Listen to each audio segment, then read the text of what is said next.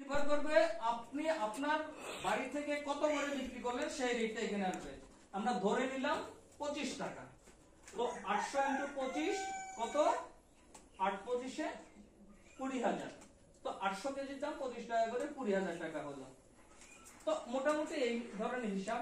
এবার 20,000 আর এইদিকে লেফট সাইডে আপনার যে খরচ গেল আমরা করি নাই, হয়তো করে দেখলাম ধরেন 14,000 বা এমনই হয় আমাদের একটানি ধান চাষ করতে 9 থেকে 13,000 যায় খরচ একেবারে আমাদের এই সব জায়গা। ধরেন আমি যেখানে করি ওই অমরপুর গামাগো ওইসব সাইডে, তার মানে ওইটাও ভিসি এলাকা এটাও ভিসি এলাকা, হয়তো ট্রান্সপোর্টেশনের ক্ষেত্রে এটা আরো ভালো প্রপারে আছে ওইটার থেকে।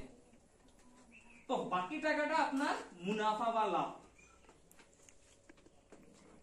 এবার এইদিকে যে খরচ চাইলো 15,000 ধরে, ওই যে 5 নম্বর প্রশ্নের উত্তর, কাজটি করতে কত টাকা লাগবে, মানে 15,000 টাকা লাগবে।